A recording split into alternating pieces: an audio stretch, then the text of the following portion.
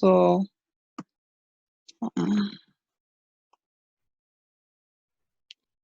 I'll be moving on. All right. So as you saw previously, I mirrored the same rafters from above and placed them below. Now, there is, if you want to go through the stress of actually recreating all these rafters within these two sections here, you may do so by all means. To save time today, I'm going to show you the shortcut. You select the rafters on one section, and then you mirror it over to the other side. So same thing, this time you're going to choose an angle. You don't try to find the center here, you find the axis. So in this case, this here, or probably here, would be the best two places to rotate your objects from.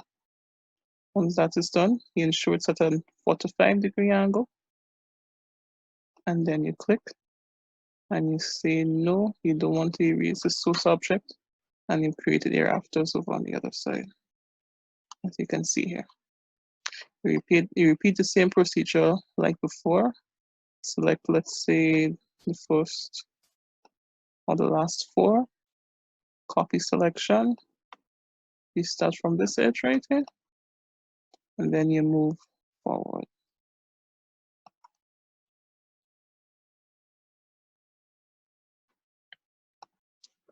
All right. Now, in this case, you're going to realize that some of the rafters exceed the point where the hip rafter is. So now you have to do the same thing like before. Select trim, select the boundary line, right click on your mouse, and you take your time and you remove each line without removing anything else.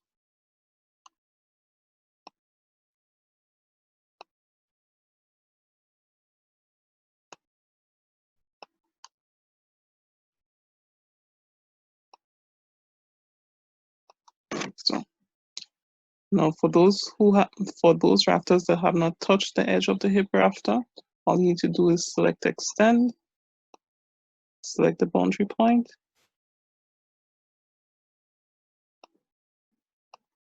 right click on your mouse, and then you extend the line to touch where it should. All right. Now for some of you who may have a problem with it not being lined up, as you see here, but if you look at mine that I did earlier on, it looks a bit more lined up. If you wish to do that, you need to start from the center, draw your rafters from the center, and repeat the same process like what we did to create our rafters. If not, and you have no problem with it being out of line like this, it's fine. If you don't want to go through the stress of creating rafters over on the other side, you select all of these here.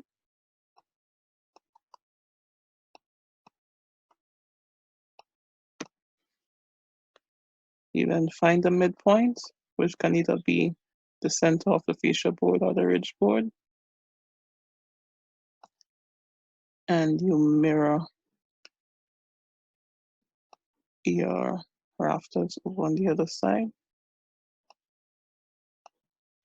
And that's it.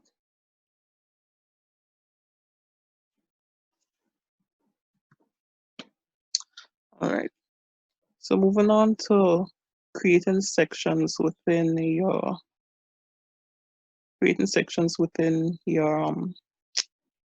roof plan to represent the ply and the galvanized or the corrugated metal sheeting. Unlike the gable roof, you don't have to cut an entire section like this, because remember, these are only two sides of the roof. This roof here has four slopes or four sides. So it's going to be where you have to cut a section off the slope.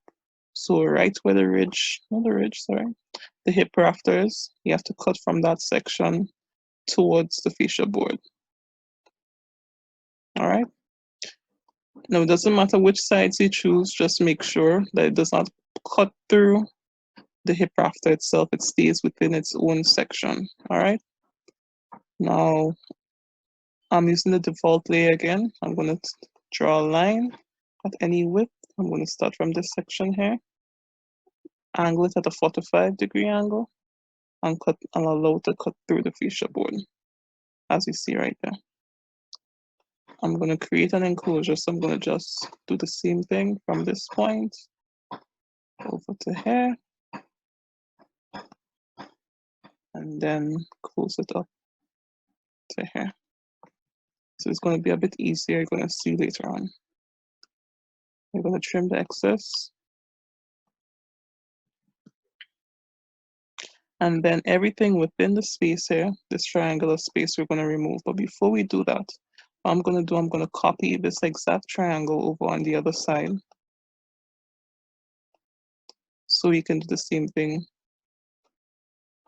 on that side as well.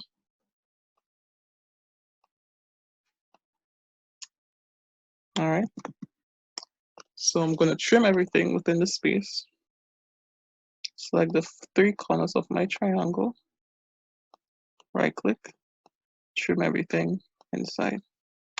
Anything that you see that is not trimmed, it means that you have to erase it manually. So you can't trim these because it's not connected to anything else. So once you can trim it, you just select them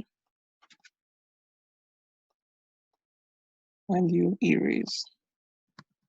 Same thing over on the other side.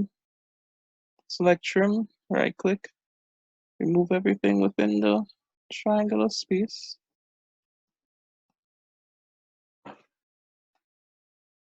All right, you realize that this here can't trim, neither did this trim, so you're gonna select them and delete. Now, from here, what you're gonna do is create a cutting line as shown here to show that it's a cut section of the roof. Now you find the center of the triangle of a triangle, and then you draw a line perpendicular to its slope. So in this case, when you go to snap cursor, ensure that perpendicular is ticked off. So you select your line, start from the midpoint, you draw a line upwards, it doesn't matter the distance, and you escape. You then connect this point here and draw it at an angle, allow it to pass through the line, and then you're going to trim the excess. You're going to then mirror this line here over on the other side, finding the center. Make sure there's no gap, and then you're going to mirror this here over on the other side to create a diamond shape. Once that is done, you're going to just select 2 corners. Doesn't matter which adjacent corners you choose. You erase, and then you trim the excess lines within it as well. You know this portion here, as you can see, there's part of the rafter that goes into the cutting section. You need to trim this area here. And it's not possible to trim this white line right here. So you just erase it. All right. You do the same thing over on the other side. Or you can just mirror it. That's what I'm about to do to save time.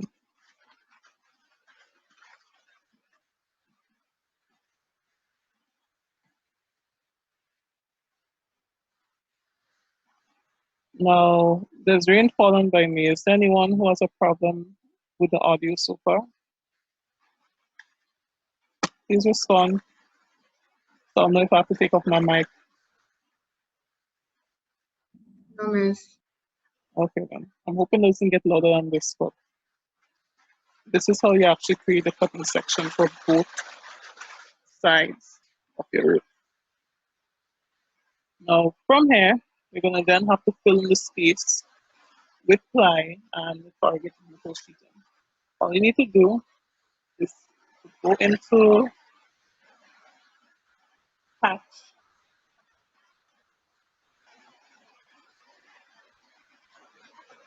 Y'all sure the noise not bothering you? Hello? Okay, No, so miss. I'm gonna No, talk. miss. I'm gonna talk on my because No, miss. it's a bit heavy over on my side. Okay.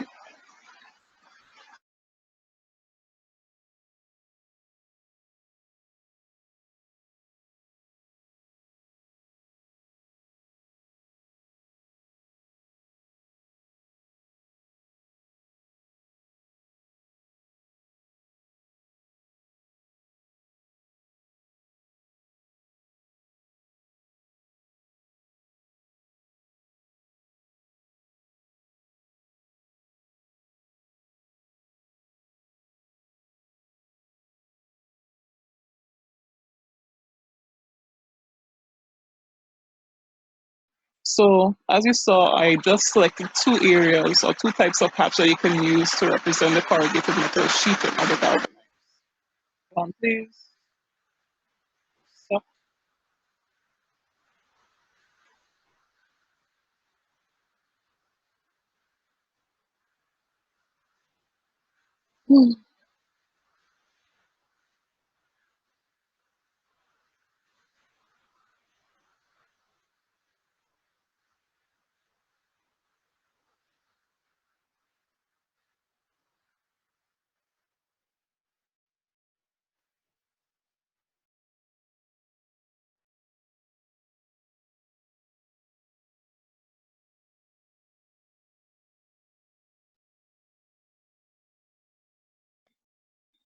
All right. So there are two layers that you can choose when creating a galvanized. It can either be user or come on thing. Why are you sticking?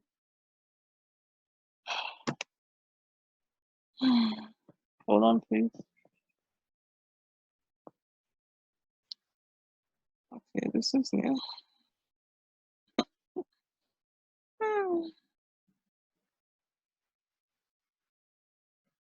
Okay.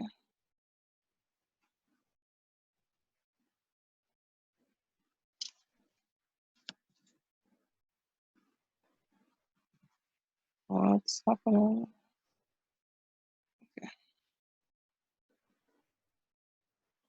All right, so you can either use user or you can use ANSI 31. Doesn't matter which one you use.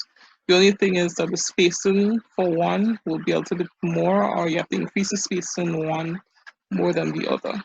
Now for user, what you need to do is change the scale of the lines or the spacing between the lines in order for you to see it as you see it. It's represented up there. And if you check scale, it's at 1.00. I'm going to change mine to 50. As you can see automatically, you saw something, but it wasn't that prominent. So I'm going to increase the thickness, the spacing, sorry, to 100. It's not working. Let's try 1000.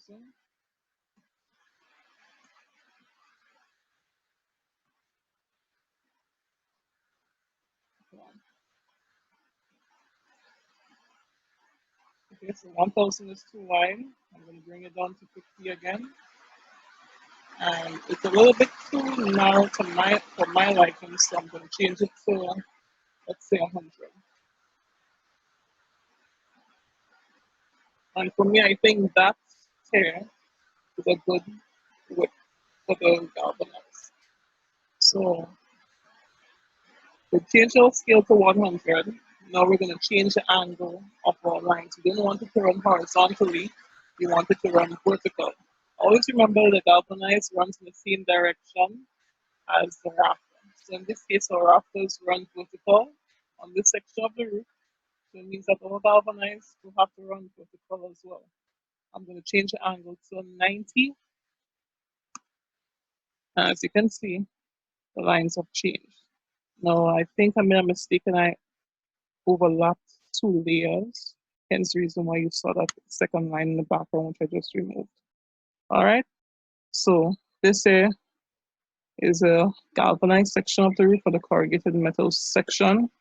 I'm going to select the lines that represent the area.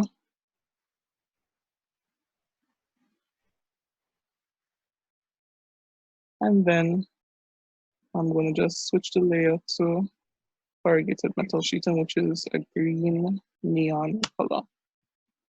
All right. Move on to the other section, our ply. All right. Now, the standard size of a sheet of ply is 4 feet by 8 feet, or 1200 millimeters by 4800 millimeters. So what we're going to do, we're going to create a rectangle that measures 1200, not 4800, sorry, 2400 by 2400 millimeters, and enclose it. And then we're going to go and look for a layer, not really a layer, but more a feature within our design center that has the grains that can represent the plywood. So you go into design center and you look for the rectangular table, which is 60 by 30, and you bring it within the design space. All right. Now I'm going to move this table within the rectangle by rotating it.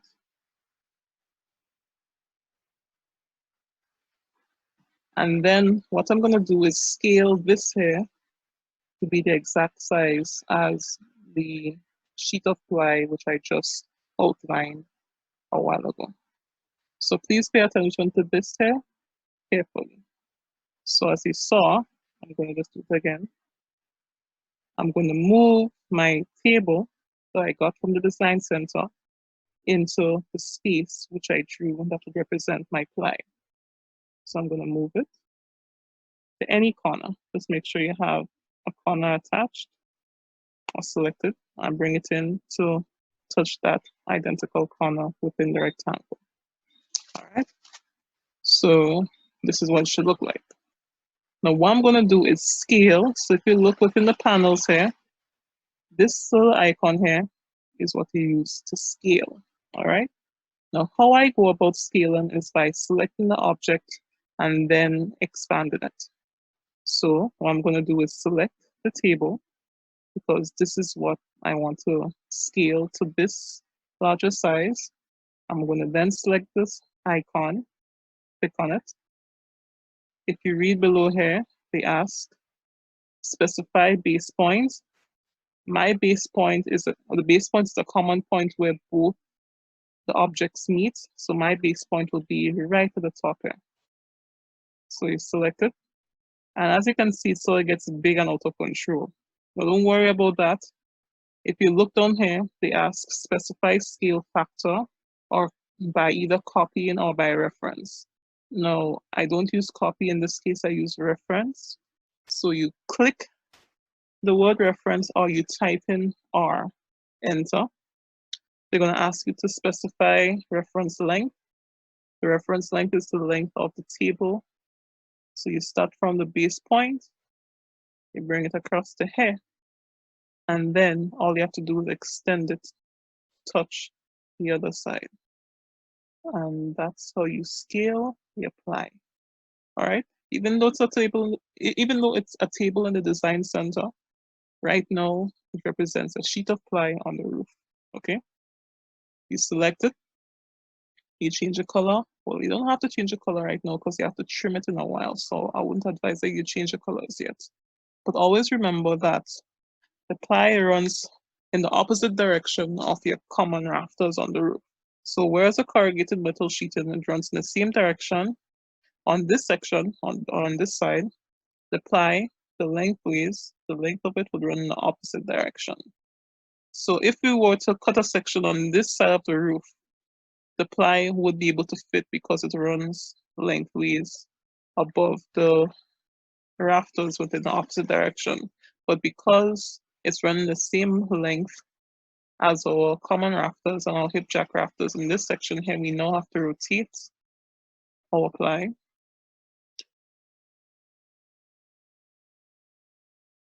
in the opposite direction. Now the reason why you're seeing this line here is because remember we drew it, the outline before to scale the ply, which we've already done, so we can remove this line right there. You select it, copy selection, and you place the ply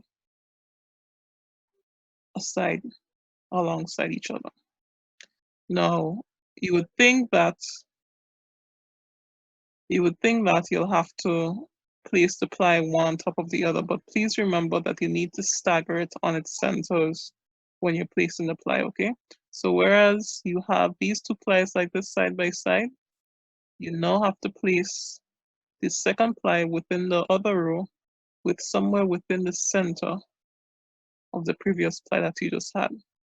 Now, if you're having problems selecting that area, an easy thing to do is to turn off your layers, so it's going to be easier to see. So in this case, I would like to turn off my hip jack rafter, my hip rafter.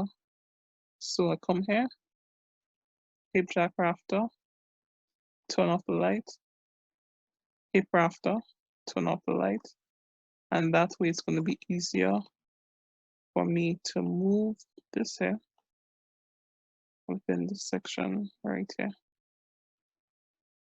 like so. All right. Now I'm going to turn off all the other layers just so you can see how we're going to trim the edges of this section here. We only have a few minutes left before class is over, about 4 minutes. So I'm going to try to do it as quick as possible. So I'm going to turn off the other layers, turn off the common rafter, turn off the fascia board, turn off the building outline. And the ridge board, you can leave it as it is, or if you want to turn it off, you can turn it off.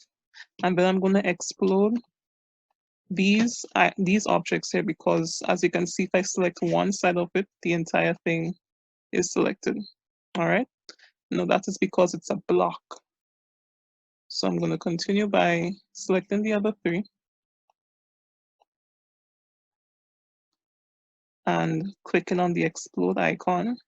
And now you can see each line is by itself.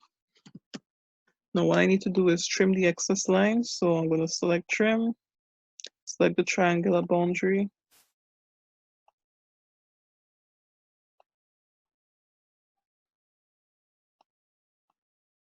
right click, remove the excess lines.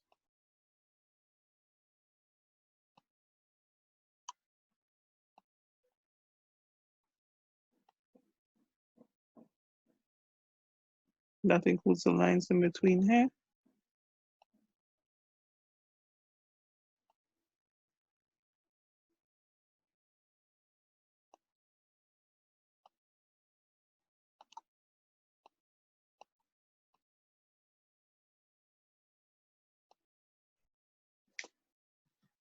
Remove the excess.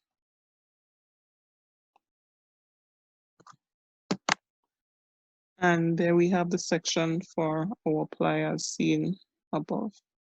Now all you need to do is select the entire area and change the layer to plywood.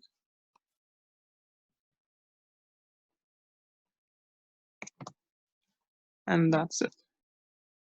All you have to do now is turn back on all your layers.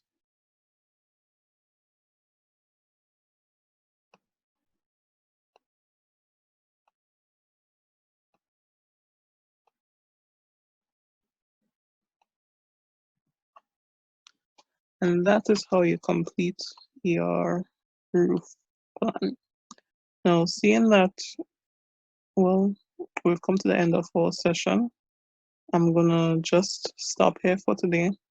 And hopefully next week we should be able to complete the other sections of the roof. So I'm going to show you how to dimension, title and scale, label, 2 parts, move across to this here, which I will not be explaining much of because I'll be going a little bit faster.